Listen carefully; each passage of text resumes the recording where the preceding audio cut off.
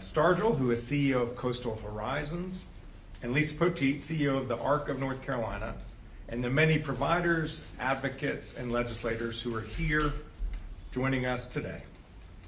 Medicaid is a lifeline for the more than 3 million North Carolinians across the state.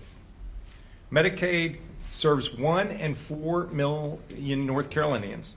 It is the difference for those people between being able to go to a doctor's office to get better and being denied critical care because it is too expensive. For months, the General Assembly has failed to fully fund Medicaid, forcing cuts to provider rates and leaving people and providers stressed and vulnerable. The legislature's continued inaction left healthcare providers with few options, so impacted families and providers took legal action. And the result of those court cases have led us to today. North Carolina is now restoring provider rates to their September 30 levels, the rates before the cuts were enacted, so that patients can continue to receive the care that they need and deserve. So what happened? What changed? I'll talk about that, but first, some necessary context.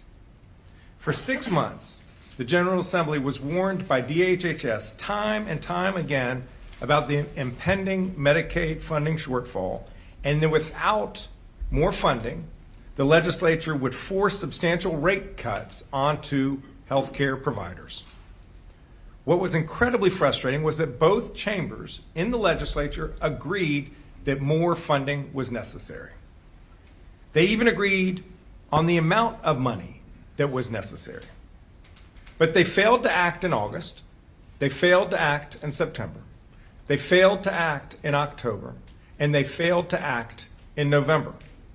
Instead of providing the funding that both chambers knew was necessary, they allowed unrelated budget disputes to get in the way of doing their jobs. Their failure forced these cuts, which are causing real and damaging impacts on people's health and well-being.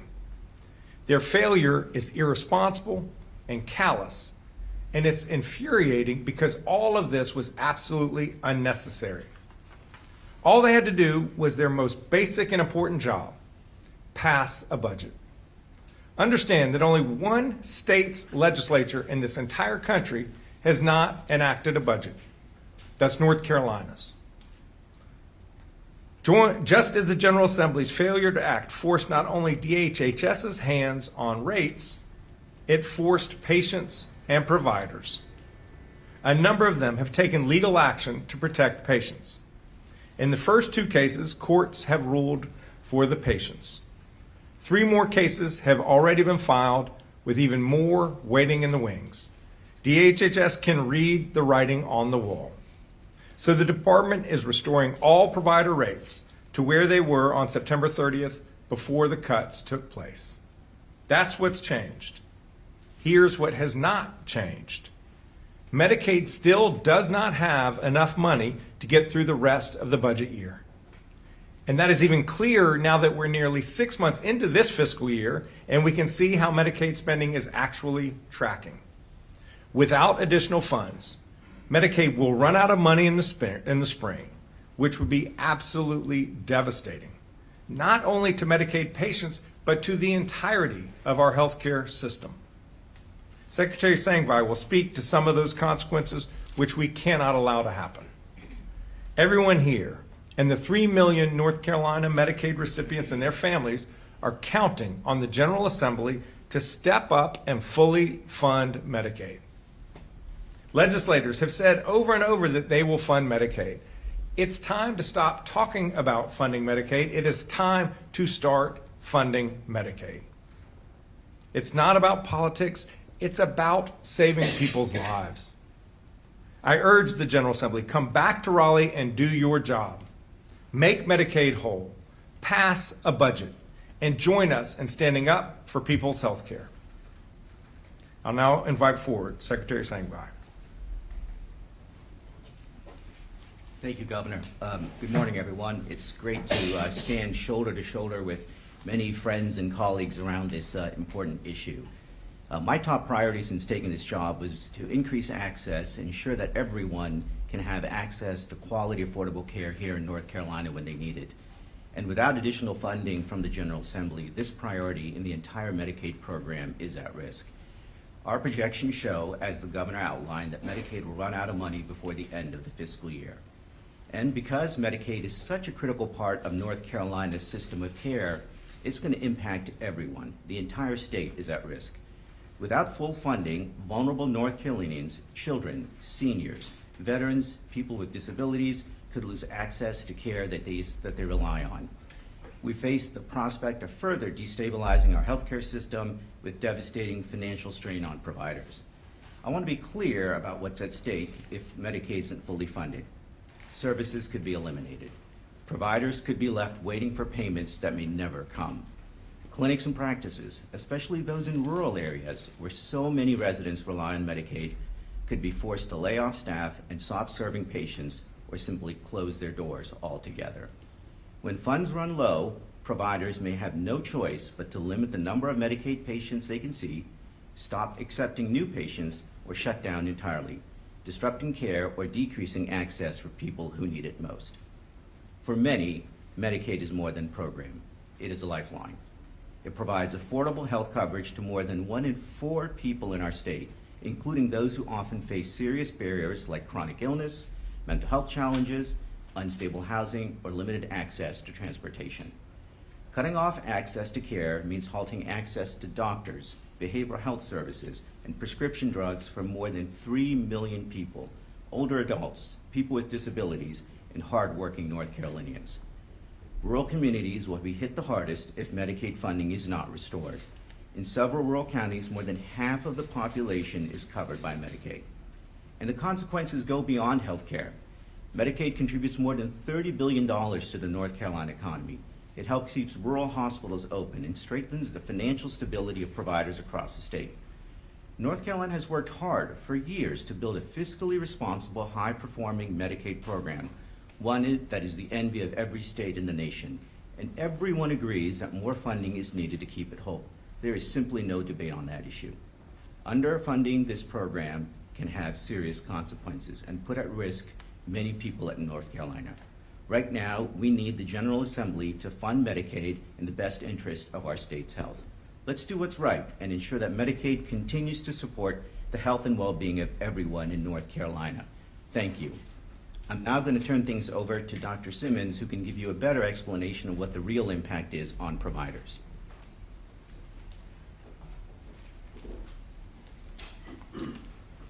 Thank you, Secretary.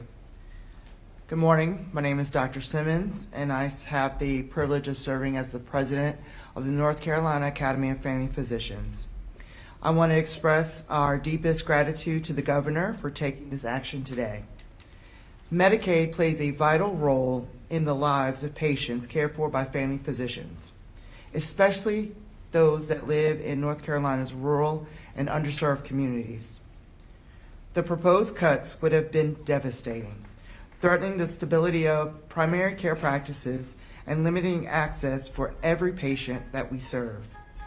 Currently, Medicaid accounts for about 25% of patient visits seen in family medicine practices, with that number even higher in rural areas. Without adequate funding, many practices have faced the difficult possibility of closing their doors or laying off staff, jeopardizing care for all North Carolinians, not just those on Medicaid. Even before the cuts that the governor is rescinding today, primary care providers were dealing with long-standing underfunding. Yet the value of primary care is clear. Adults with a primary care physician have 33% lower health care costs. They live longer lives and have reduced instances of cancer, heart disease, and other chronic medical conditions. Legislative leaders have all agreed that more money is needed.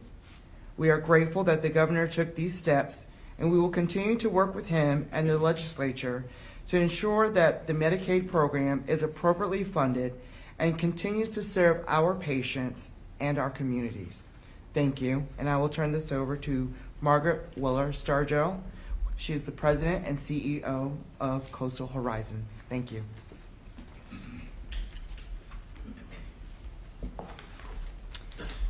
Good morning.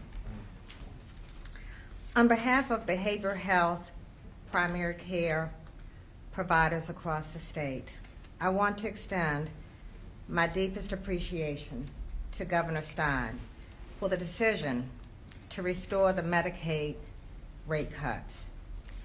North Carolina behavioral health agencies have been grappling with 3%, 8%, and 10% rate cuts since October that have impacted our staff, our services, but most importantly, the people we serve.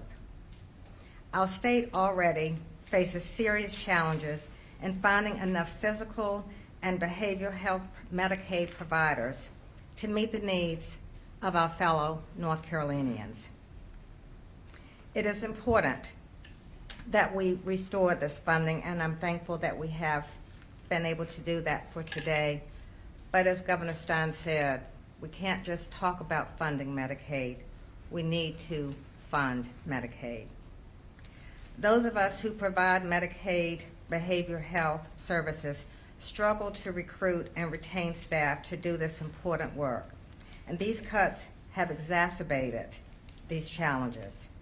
Many agencies have already lost staff, forcing them to reduce services, while other agencies have had to eliminate services, or even worse, some providers have made the difficult decision to stop taking Medicaid clients. The reimbursement of these Medicaid rates, the reinstatement of these Medicaid rates, comes at an incredibly important time, as the holidays can be very difficult for many people during the holiday season who are dealing with behavioral health needs. We are so grateful to Governor Stein for ensuring we can continue to provide the services that are needed to keep our citizens healthy and safe through this holiday season and into next year, and we need for it to continue beyond next year. We now look forward to continuing our work in partnership with the North Carolina General Assembly to ensure that full Medicaid funding will be available through the end of the fiscal year and beyond. Our legislators have shown tremendous support to the people served by Medicaid through the expansion of Medicaid eligibility 2 years ago and providing desperately needed rate increases for many Medicaid services, some of which have not seen a rate increase in over 10 years.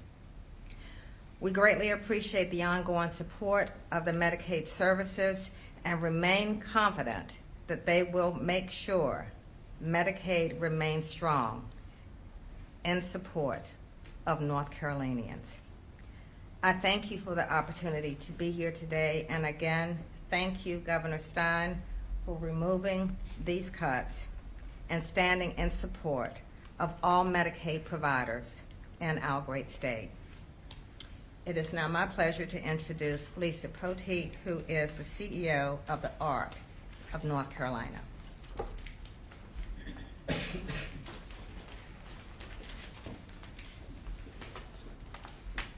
Good morning. On behalf of the citizens of our state who happen to have intellectual and developmental disabilities and their families, I want to express our gratitude to you, Governor Stein, for your decision today on the Medicaid rate cuts. We appreciate your continuing commitment to people with disabilities and the supports and services that are so fundamental to their lives, to their health and well-being. Medicaid is absolutely necessary, critical for people with disabilities. A lapse or reduction in Medicaid funding affects people with intellectual and developmental disabilities in a wide variety of ways. Because of the recent Medicaid reductions, we have already seen doctors who are refusing or reducing the number of Medicaid patients they're willing to see or planning to close their practice altogether. Community-based providers who are cutting services and supports. Direct support professionals who are leaving their jobs because they cannot afford to take a pay cut. and in turn, family members who are leaving their jobs because they have no staff support at home.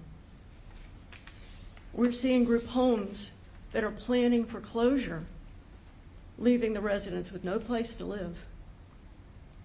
Medicaid funding issues are far-reaching for people with intellectual and developmental disabilities. This group has the most numerous and complicated health disparities. People need daily supports through community-based services, residential services, employment services, and many people also need physical therapy, occupational therapy, speech therapy, specialized physicians, psychologists, and many others in the medical field. North Carolina has spent the last 10 years growing one of the best Medicaid programs in the country, and we must do all we can to continue on that path. These services are instrumental in supporting people to become their best and live their daily lives.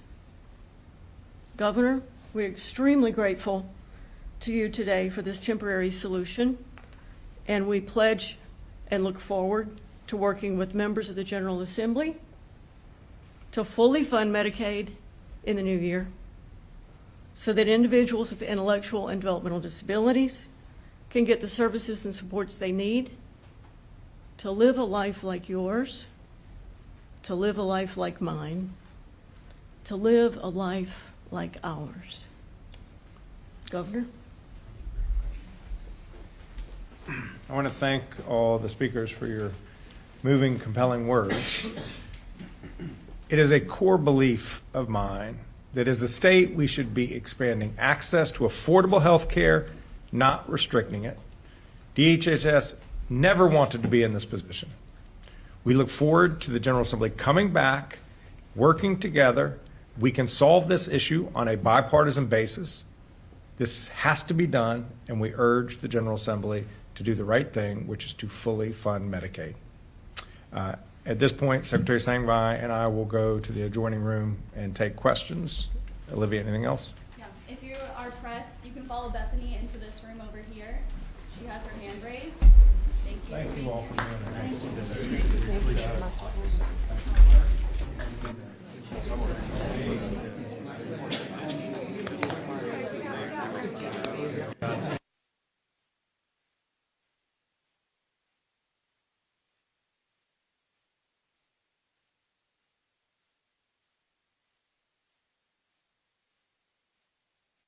Check, check, check.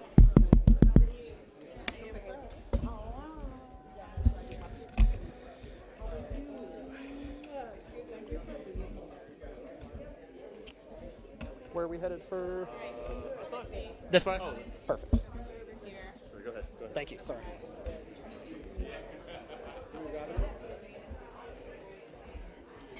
right, Governor Stein will be standing where I'm standing. Okay. If you'd like to set Switch up around. there. Perfect. Yep. Oh, sorry.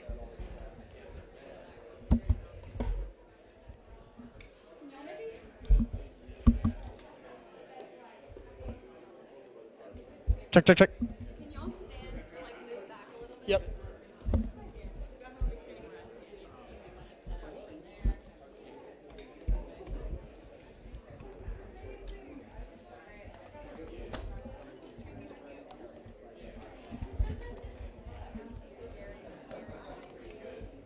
Y'all gonna mic them up or stick them up?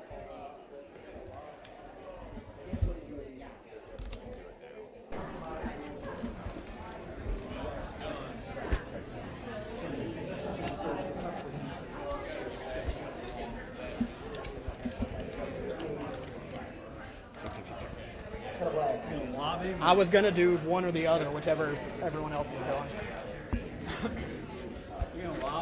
I got a lot. That's probably your best bet. Sorry.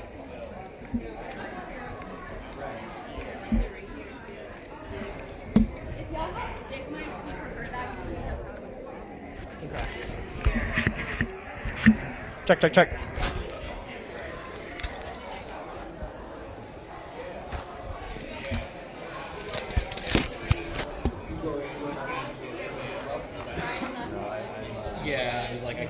Yeah.